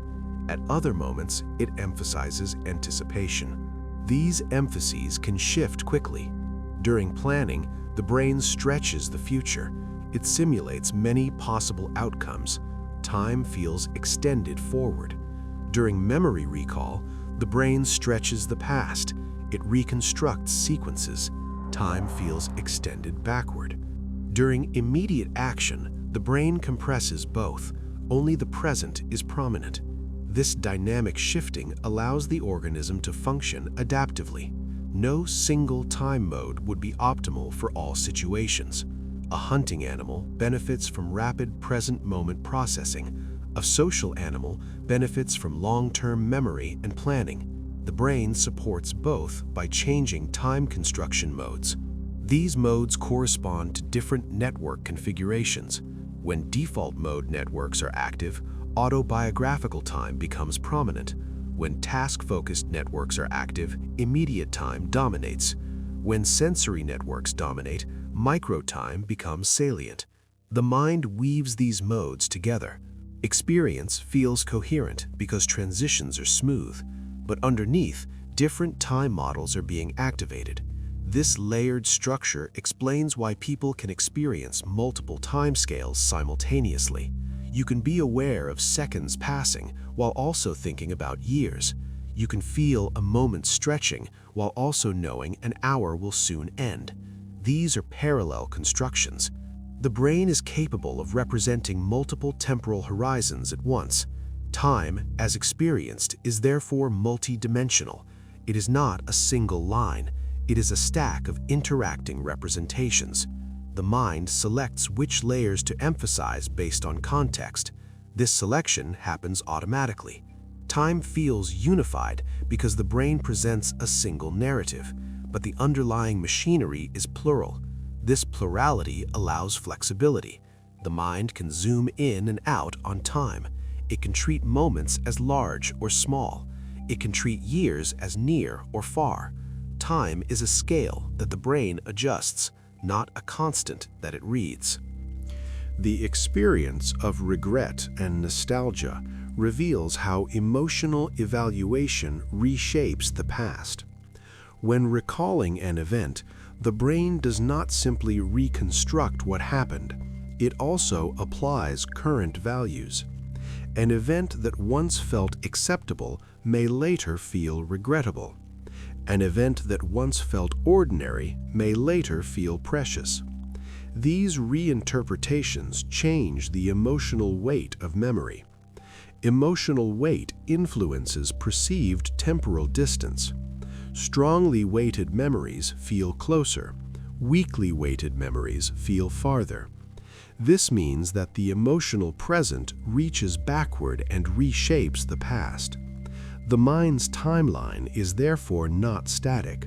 It is continuously edited. Regret can make past moments feel heavy and near. Nostalgia can make distant periods feel warm and accessible. These feelings do not reflect objective distance. They reflect current emotional significance. This shows again that time in the mind is relational. It is organized around meaning. Another aspect is contrast. When the present differs greatly from the past, memories of the past become more salient. A major life change can make earlier life stages feel like a different era. The brain highlights differences. This creates a sense of large temporal gap, even if few years have passed. Conversely, when life feels continuous and stable, large spans can feel short. The brain compresses similarity. Time distance is therefore not measured in years, it is measured in change. Emotional reinterpretation also influences future perception. If past experiences are evaluated negatively, the brain may simulate the future more cautiously. Time ahead may feel heavy or threatening. If past experiences are evaluated positively, the future may feel open and light. Thus, emotional time spans backward and forward. The mind constructs a temporal landscape shaped by feeling. Time becomes a map of emotional significance rather than a ruler of duration. The brain does not remember how long ago something happened in seconds. It remembers how it relates to who you are now. That relation becomes time. The sense that time belongs to the world rather than to the mind arises because many physical processes appear regular and predictable. The sun rises, the heart beats, objects fall, machines cycle. These regularities allow humans to build clocks. Clocks track repeating physical changes. Because clocks are consistent, it is tempting to assume that time itself is a substance flowing independently. However, what clocks measure is change, not time as an independent entity. They measure cycles. The mind then interprets these cycles as indicators of duration. The experience of time still arises internally. Even when watching a clock, the brain must perceive visual change, store a memory of the previous position, and compare it to the current one. The sense of seconds passing is constructed from this comparison. The clock does not inject time into awareness. It provides structured change. The brain builds time from that change. This distinction is subtle but important. It means that physical regularity does not equal experienced time. Experienced time is always mediated by perception and memory. Another reason time feels external is social agreement. Societies agree on calendars, schedules, and time zones. These agreements create a shared temporal framework. Individuals learn to align their internal time models with this framework. Over time, the framework feels objective. But the feeling of objectivity arises from consistency, not from direct perception. The mind adopts the shared model because it is useful. It allows coordination. This does not make subjective time identical to physical time. It makes subjective time synchronized to physical processes. Synchronization is not identity. The mind remains the constructor of experience. The world provides patterns. The mind organizes them into time.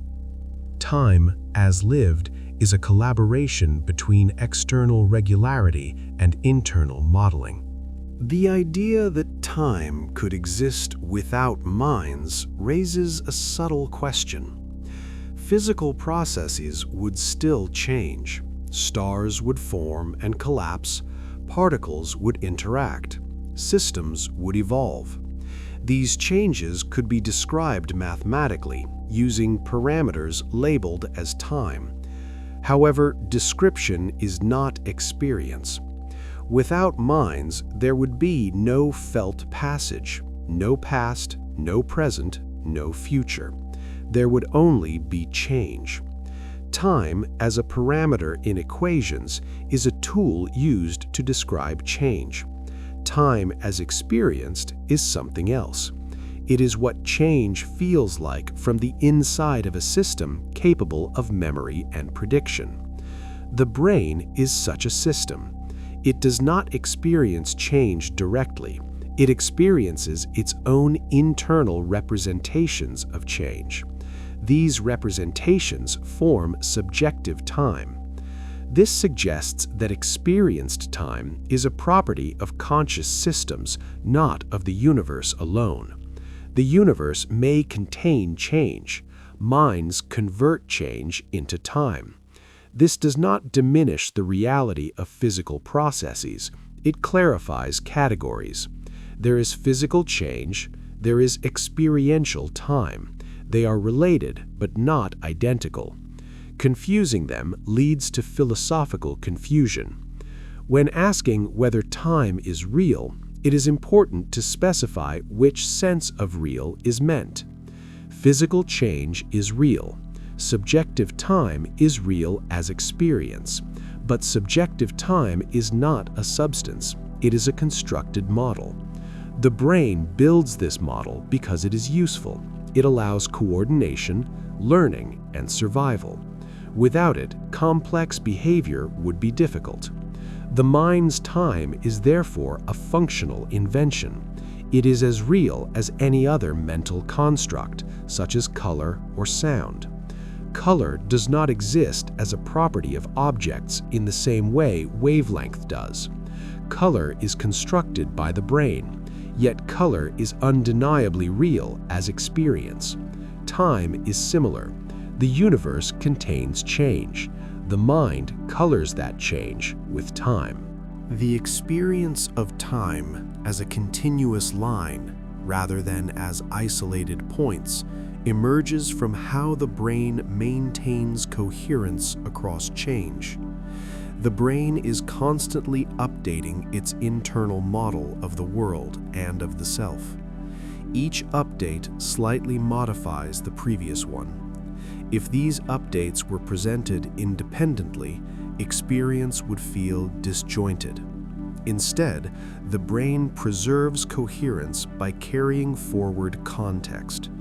Context includes recent sensory input, ongoing goals, emotional state, and expectations.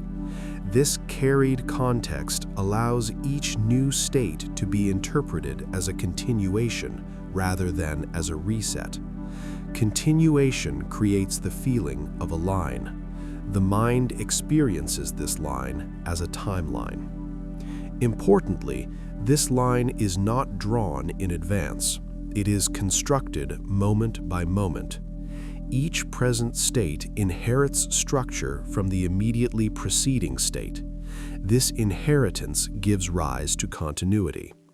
Memory buffers play a critical role here. Very short-term memory holds traces of what just occurred. These traces overlap with current processing. Overlap allows linking. Linking allows sequence. Sequence allows time.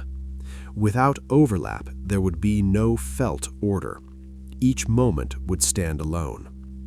The brain also resists abrupt discontinuity.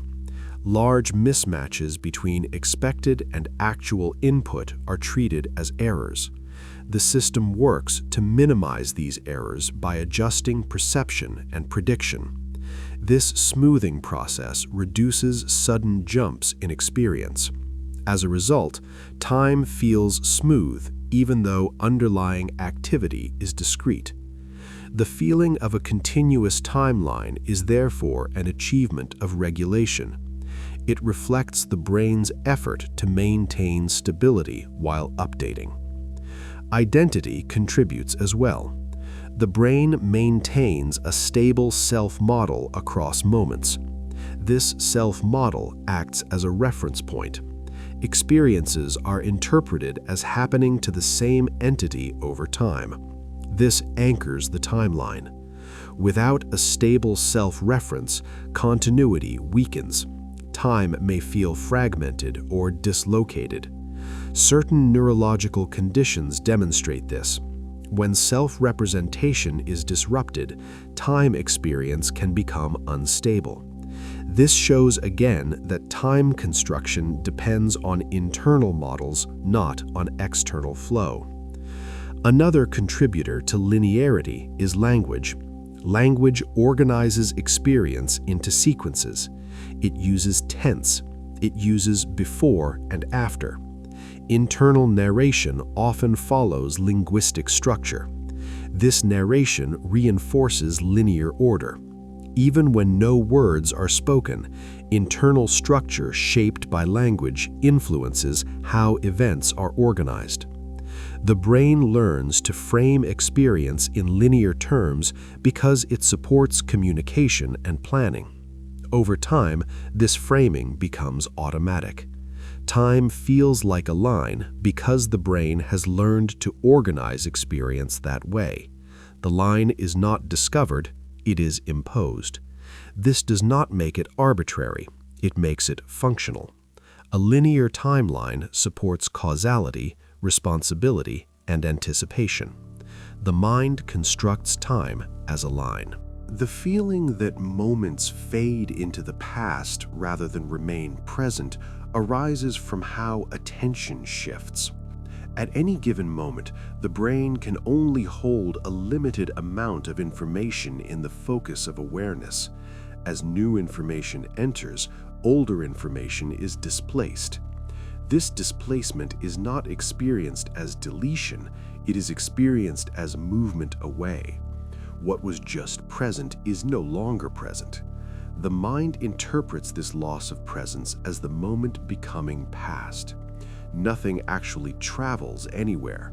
The contents of awareness change. The brain labels this change as temporal progression. Attention, therefore, acts like a spotlight. Whatever is illuminated feels present. Whatever is no longer illuminated feels past. The brain keeps faint traces of recently illuminated content in short-term memory. These traces allow comparison. The comparison between what is illuminated and what was illuminated creates the sense of succession. Succession becomes time. If attention did not shift, time would not feel like it is passing. Experience would be static. The necessity of attention shifting for perception to function creates the necessity of time experience. The brain must update what it attends to in order to respond to the environment. Each update produces a new present. The previous present becomes past. This cycle repeats continuously. The mind experiences this repetition as flow. Importantly, the past is not stored as something that exists elsewhere. It exists as patterns that can be reactivated. When a memory is recalled, attention illuminates that pattern. It briefly becomes present again. This can create the illusion of traveling back in time. In reality, the brain is simply activating a stored pattern. The sense of pastness is added by context. The brain recognizes that the pattern corresponds to an earlier configuration. The feeling of past is therefore a label attached to certain patterns. It is not an intrinsic property of the patterns themselves. The same is true for future patterns. When imagining, attention illuminates simulated patterns. They feel present as images or thoughts. The brain labels them as future because they are tagged as hypothetical.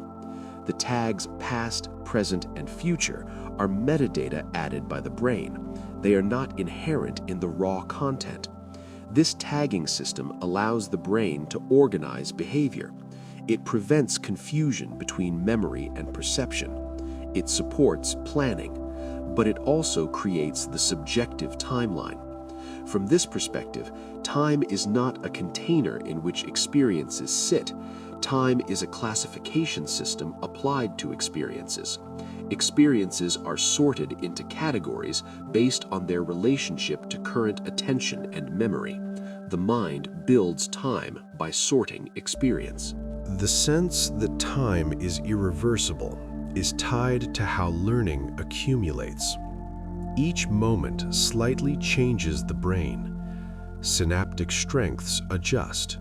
Chemical balances shift. Structural modifications occur. Because of this, the brain cannot return to exactly the same internal state twice.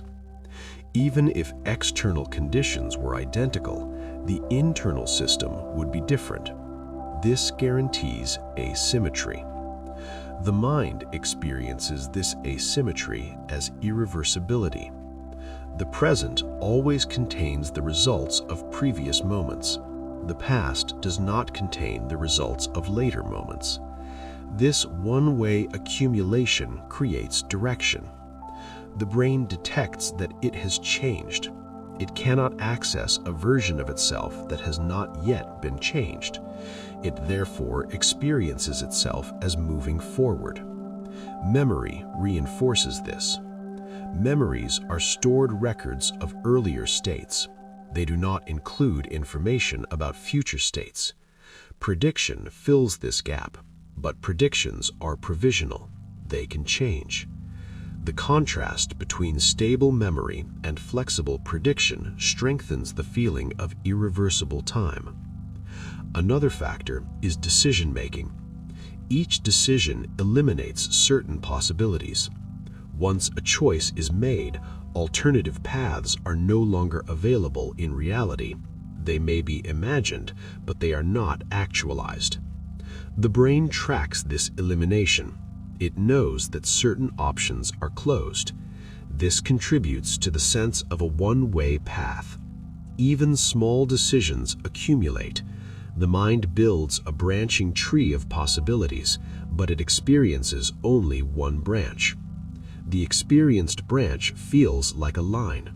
That line extends forward. The unused branches exist only as imagination. This experiential structure supports the feeling that time moves in one direction. Importantly, this irreversibility is experiential. It reflects how the brain processes information and decisions. It does not require any claim about the ultimate nature of physical time. The mind's arrow of time arises from internal change, memory storage, and choice. It is constructed by the system's own dynamics.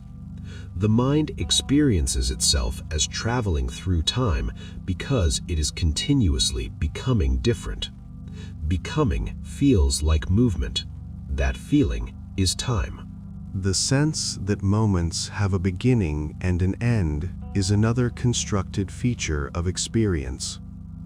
In physical reality, processes unfold continuously. There are no natural borders around moments. The brain creates segmentation. It divides the continuous stream of sensory input into discrete events. This segmentation is guided by change.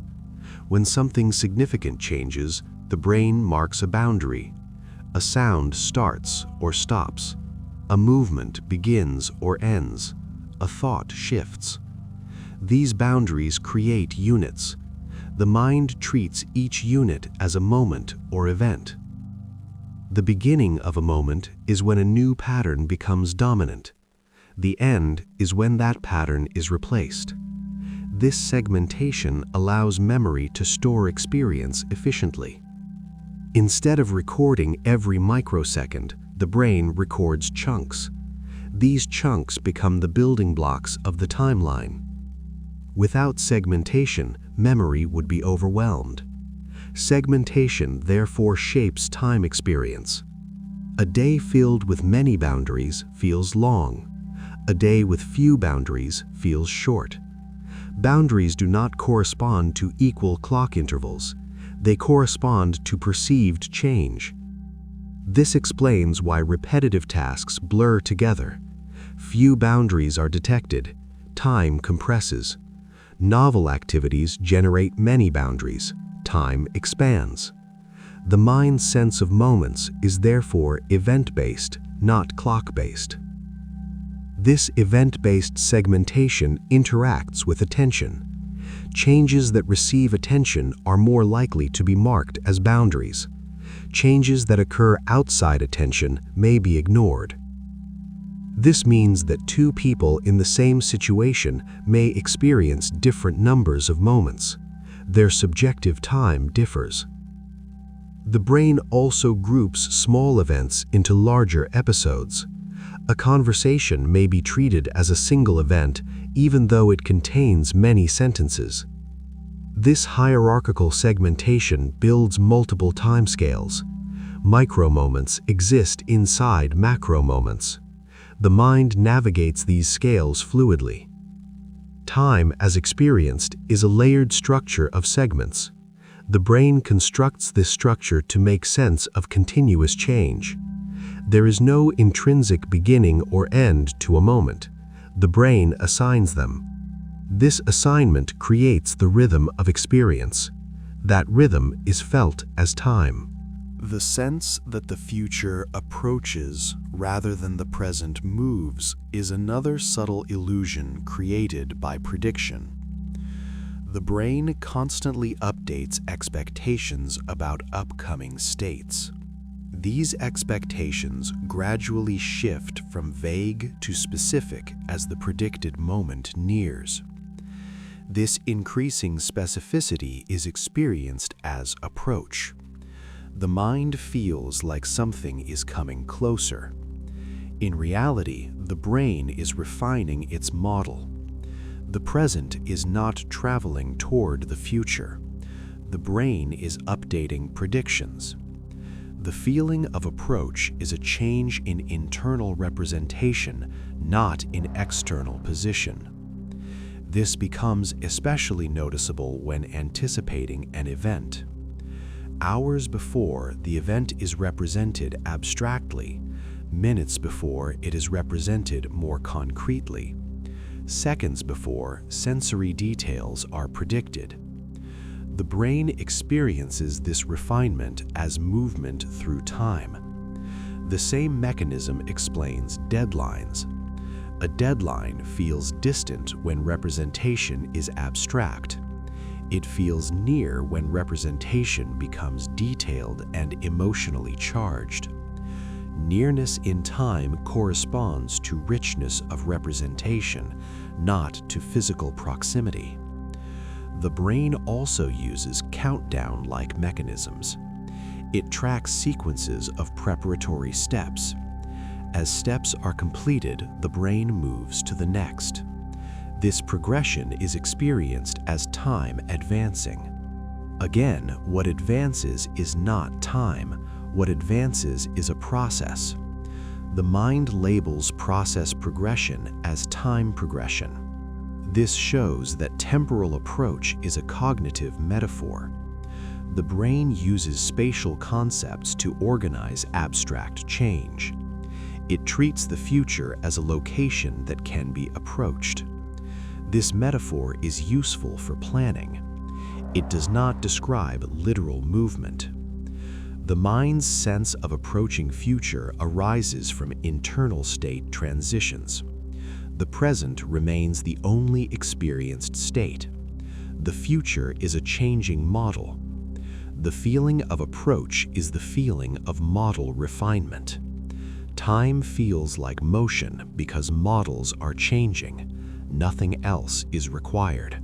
The sense that time can be wasted or used reflects how the brain evaluates activity relative to goals. Time itself is not consumed. Moments occur regardless of what is done. What is evaluated is alignment between activity and internal standards. When activity matches goals or values, the brain assigns positive meaning. The period feels well used. When activity does not match goals, the brain assigns negative meaning. The period feels wasted. This evaluation is applied retroactively through memory. Looking back, the brain judges how experiences contributed to desired outcomes. That judgment colors the memory. It does not change the duration. It changes the emotional tone. Emotional tone influences perceived weight of time. Time that feels wasted often feels heavy and unpleasant. Time that feels meaningful often feels light and satisfying. These feelings influence future time construction. If many past periods are judged negatively, the future may feel threatening or pressured. If many past periods are judged positively, the future may feel open. The brain builds a motivational timeline. Time becomes a resource in narrative, not in physics. This resource framing supports planning and self-regulation. It motivates behavior. The mind treats time as something that can be invested or lost because this metaphor helps organize action. But the metaphor should not be mistaken for reality. Time is not a substance being depleted. It is a sequence of states being experienced. The idea of wasting time reflects dissatisfaction with state content, not loss of time itself. Recognizing this can subtly change how experience is interpreted. Moments are not containers that must be filled correctly. They are events that occur. Meaning is assigned afterward. The mind builds temporal value, not temporal substance. The sense that some moments feel timeless while others feel sharply timed reveals that time experience is not always present at the same intensity. Sometimes the brain strongly labels experience with temporal context. Sometimes it barely does. When strongly labeled, experience feels located in a timeline. When weakly labeled, experience feels immediate and timeless. This variation depends largely on attention and conceptual activity. When the mind is engaged in thinking about past and future, time becomes prominent. When the mind is engaged purely in sensation or action, time recedes. This does not mean time has disappeared. It means the brain is not constructing temporal narrative at that moment. The brain prioritizes different dimensions depending on task. For planning, time labeling is important. For perception, it is less important. The mind shifts accordingly. Another contributor is conceptualization. Time is an abstract concept learned through language and culture. When internal speech is active, time concepts are often active. When internal speech quiets, time concepts fade. This shows that part of time experience is symbolic. It relies on learned frameworks. Beneath these frameworks lies raw change detection. Raw change detection does not require the concept of time. It only requires noticing difference. The concept of time is layered on top of difference. When that layer is thin, experience feels timeless. When that layer is thick, experience feels temporal. This layered structure explains why time can feel absent in certain states and dominant in others. Time is not a constant feature of consciousness. It is a variable feature. The mind constructs it when useful. It relaxes it when not needed. This flexibility again supports the idea that time, as experienced, is a cognitive tool rather than a fundamental sensation. The question of whether time is discovered or invented becomes clearer when considering everything the mind must do to experience time. The brain tracks change. It stores memory. It predicts. It compares. It segments. It smooths. It assigns emotional weight. It builds narrative. It labels events as past, present, or future. None of these operations are trivial. They are complex processes layered on top of physical change. This suggests that time, as lived, is largely invented. Not invented in an arbitrary sense, but constructed in a functional sense. The mind invents time the way it invents color. Wavelengths exist. The brain converts wavelengths into color experience. change exists, the brain converts change into time experience. Both conversions are constrained by biology. Both are adaptive. Both are real as experience, but neither exists in the same form outside the mind. This does not deny physical descriptions of time, it clarifies their category. Physics describes relationships between changes. Consciousness experiences a model of those relationships. The model is time. The model feels fundamental because it is always present in ordinary awareness. But presence does not equal primacy. Time feels fundamental because the brain constantly uses it. It uses it to organize behavior. It uses it to build identity. It uses it to coordinate with others. Over time, the tool becomes invisible. The mind forgets it is a tool. It feels like a background feature of reality. Recognizing time as constructed does not make it unreal, it makes it understandable. The mind constructs time because it must organize change. There is no other option for a system that learns and predicts. Time is the name we give to this organization. The mind does not sit inside time. Time sits inside the mind. This statement does not mean that the physical universe depends on minds to exist. It means that the experience of time depends on minds. Change happens. The brain registers change. The brain organizes change into sequence. The brain builds memory of sequence. The brain predicts future sequence. The integration of these operations produces the feeling of time. Without these operations, there would be no felt past, no felt future, and no felt flow. There would only be ongoing change. The mind turns change into story. That story is time. This story allows continuity. It allows identity. It allows learning. It allows meaning. It allows planning. Time is therefore one of the brain's most important organizing frameworks. It is not a passive reflection of the universe. It is an active construction. The feeling of being carried forward through time is the feeling of the brain continuously updating its internal model while retaining memory of previous models. The brain experiences its own updating. It interprets movement as time. That interpretation does not require abandoning everyday use of clocks or schedules. Those remain useful tools. It simply reframes what time is at the level of experience.